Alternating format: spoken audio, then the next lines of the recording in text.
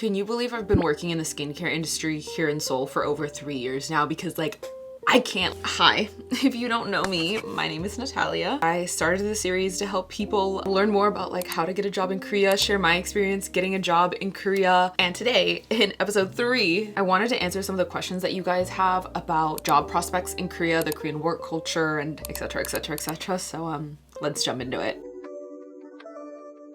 How important are TOPIK scores to jobs? It depends. Usually jobs that say like, oh, we require a TOPIK score of 3 or 4 or 5 or higher or whatever, they won't actually ask for proof of your TOPIK score. In my experience from like when I was first applying to jobs 3 years ago, I think like 2 jobs ever actually required me to submit my TOPIK certificate with my resume and my cover letter. Other jobs, instead of actually saying an explicit score, they would just say you need to speak intermediate Korean or you need to speak conversational Korean. And if the job application doesn't say anything about needing to know Korean, it means you need to know Korean. If you don't need to know Korean for the position, it will say explicitly knowledge of the Korean language is not required for this position. So just keep that in mind, because a lot of the times, even if a job position is in English, they're still aiming for Korean applicants, which means they're assuming they speak Korean. But in regards to the TOPIK, if you're on the fence about like, should I take it? Should I not take it to help me get a job in Korea?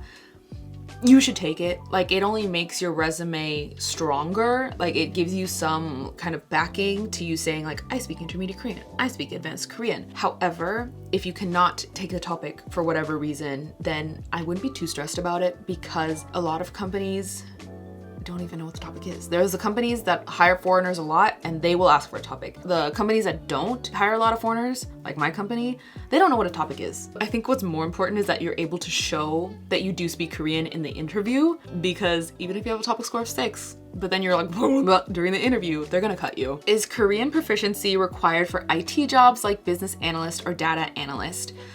Okay, so before I share my 2 cents on this, I want to go ahead and say I don't know any foreigners who work in IT here in Korea. I only know Korean people. Every time I've asked one of them, because I'm curious, I'm like, are there any foreigners at your company? Like, do you ever speak English at your work? Like, do you ever need to speak English? And they're like, no. All of them have all told me no, and they work in different areas of IT. Based on their responses, I'm gonna say yes, you do need to be proficient in Korean. It's possible that if you got a job at a company that's actually a global company and maybe their office operates fully in English despite being in Korea, then you wouldn't need to know Korean. But based on what my friends who work in IT have told me, you would need to speak Korean. Piggybacking on that question, there was another question that was kind of similar in terms of like, do I need to speak Korean? And that question was, how possible is it to get a job and be sponsored, like visa sponsored, if you speak English, but just A1 level Korean, which is like beginner level Korean. It's always possible to get a job in Korea without actually speaking a lot of Korean. However, it makes the likelihood of that happening so much smaller. Like, I don't say that to be discouraging. I want you to be aware of what the situation is over here so that you're ready for it. Now, as a foreigner who's been working here in Korea for a few years and has met other foreign people working in similar roles here in Korea, I would say our main competition actually isn't Korean people.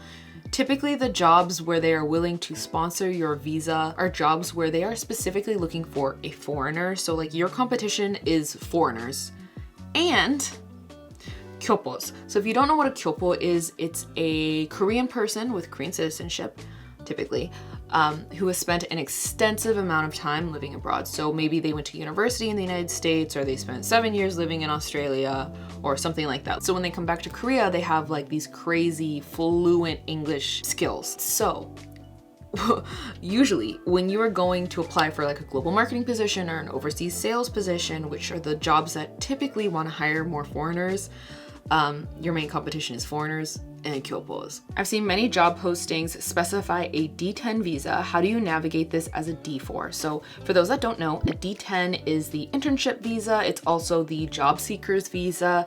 And then the D4 visa is the language training visa. It's the visa that you come on when you are attending language school to learn Korean full-time. So that's the visa I was on when I first came to Korea.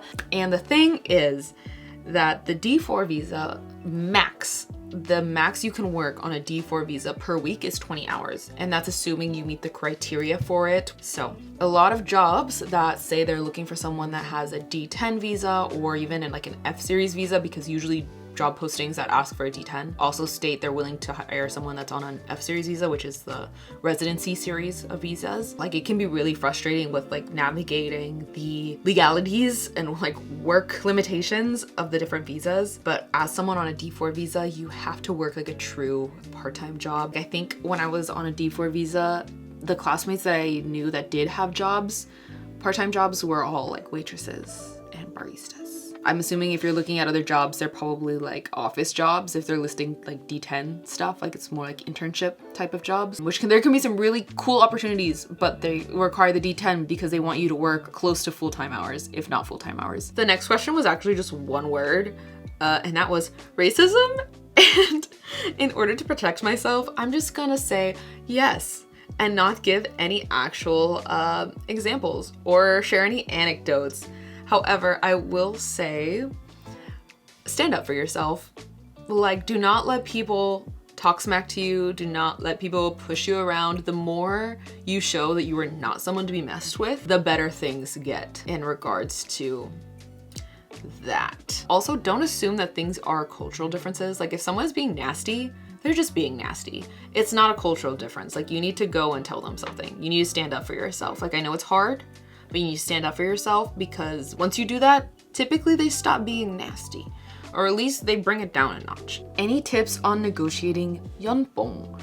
Okay, so in my experience, which I've only ever had to negotiate my salary once, because I've only ever worked at one Korean company over the past 3 years, of being in the Korean workforce. In my experience, it's the same as back home. Like, you utilize your past experiences, you utilize your skills as being like, this is what I want and this is why. So for me, I remember the head of HR called me on the phone one day and was like, we gotta talk salaries.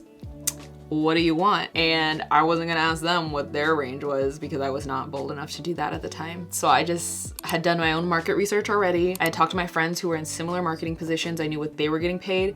And so I gave a range that I would be happy with, like, especially knowing the going market rate. And I said, I want something between this and this, which I thought was very like kind of up there. I remember HR was like, okay, understood, got it. We will discuss internally and we'll get back to you. And I was like, okay, cool. They ended up getting back to me a few days later and they were like, so we'd like to offer you X. And X was towards the top of the range that I gave. And so I was like, hell yeah, where do I sign? So that's how my hyopsang went, or negotiations. Yeah, I don't know. Maybe someone in the comments has more experience and can offer their insight on that, but that was my experience with it. Our next question is actually more of a cultural question, which I'm really excited about because I feel like I've only been saying like really stressful things. I'm sorry. But that is, how are 회식? And 회식s are company dinners. They're like really oftenly portrayed in dramas, so they can be portrayed as like being really stressful and like, oh my god, 회식, or they can be like, woohoo, 회식, lots of drinking, blah. And I assume with this question you're asking like what the reality is when it comes to 회식. So in my experience at my 회사, it really depends on who is at the 회식. Like, is it a 회식 where it's just my team? Because those, we are drinking until 3 or 4 in the morning. We're going crazy. We're running through the streets of Gangnam. We're like spilling office tea. All right. However, if it's a 회식 that we're having with the CEO, my team and the CEO, we might stay out till 2, 3 in the morning.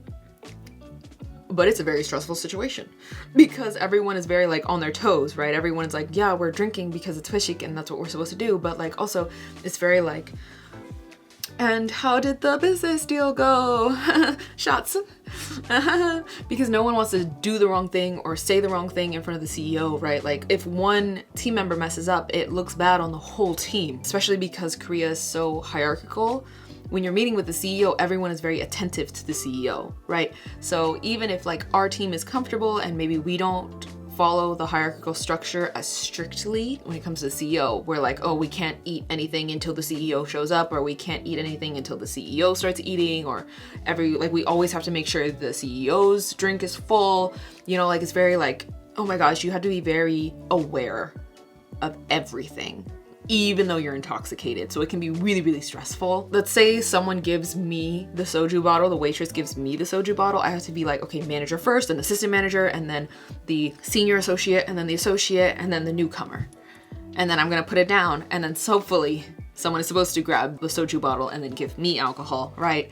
Like there's just all these table manners that come with like the rankings in the company and everything, because some teams might be really chill with hierarchical stuff and other teams might not, and you never truly know until after the fact when, yeah, I'm like, maybe I shouldn't say anything more than that. Do you recommend to go first with a student visa or holiday visa and then look for jobs there? Okay, so when you say holiday visa, I'm going to assume you mean the working holiday visa, like the H1 visa, not the tourist visa. Okay, so that's assumption number one with this question. So if your end goal is to get a job in Korea, then I suggest you get a student visa. Like whether you're gonna do the D4, which is the language training visa, which is the one that I was on, just studying Korean full time, or doing your master's here or your bachelor's here. Like I think getting a student visa is better, because on the H1 visa, depending on what country you are from, you may have to leave Korea to apply for an E7 visa. Maybe you're from a country where you don't have to do that. Maybe you can stay in Korea and just switch your visa.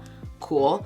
But because there's that variable, I would say just go with the student visa. It's easier that way, in my personal opinion. If by holiday visa you meant like the tourist visa, like you come into Korea and you're just a tourist and you can stay here like max 90 days or whatever it is for your country, you cannot be applying to jobs or taking interviews with Korean companies on that visa. It's considered illegal. Now, let's say hypothetically you didn't know that and you've been doing it, and there's a company that wants to sponsor an E7 visa for you. You're gonna need to leave the country to apply for that E7, because you cannot switch from your tourist visa, right, to an E7 visa while in Korea. You need to go back home.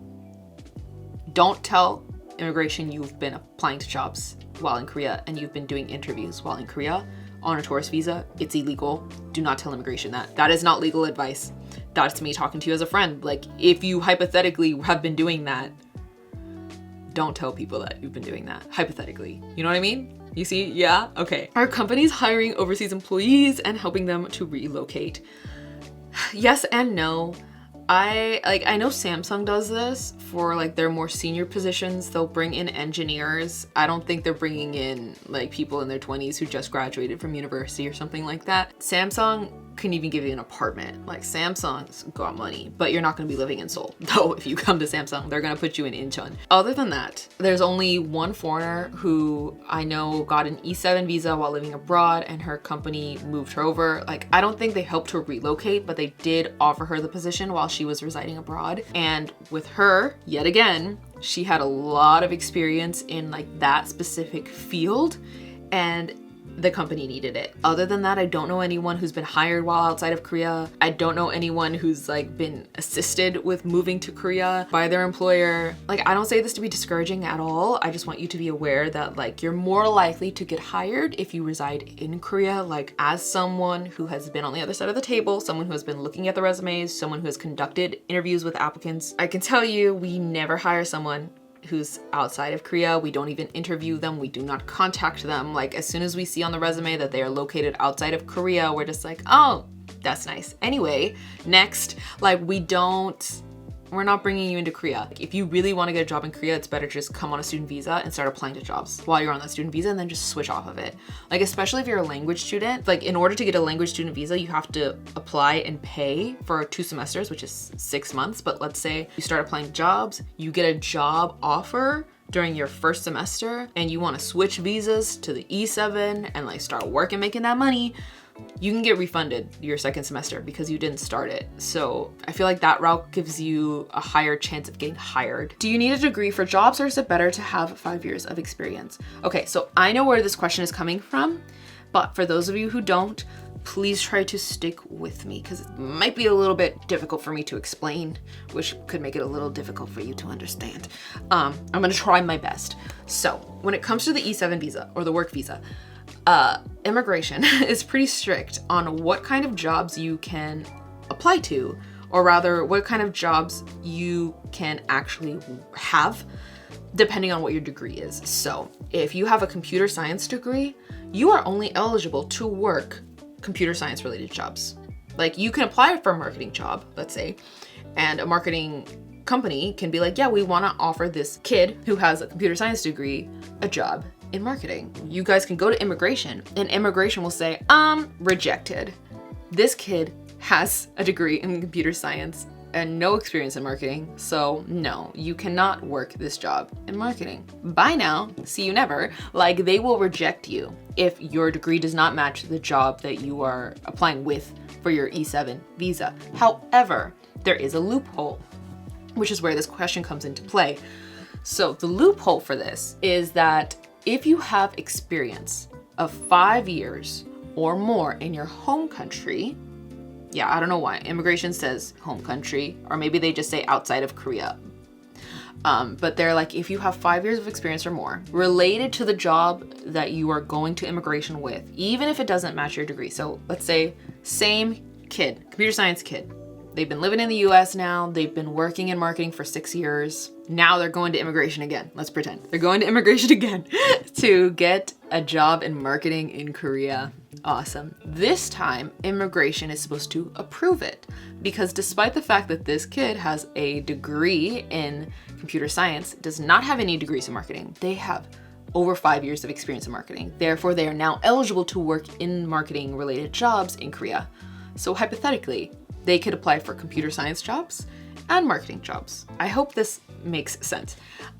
Now, in regards to like, do you need a university degree? Yes. For an E7 visa, from what I know, because visa things are always changing and perhaps I'm wrong, I don't think I am though, you need to have a degree. Regardless of whether you have 5 years of experience, like if you do not have the university degree, you are not eligible for the visa at all. Now, assuming you have the degree and you're just asking, like, is it better to have my marketing degree or 5 years of marketing experience, for example, I would say the 5 years of experience or more is better because Korean companies will see that as a bigger asset than the degree. There's one more question that I really wanted to answer because I think it's a really good question. And that question is, what's the best way to learn business Korean to get a job?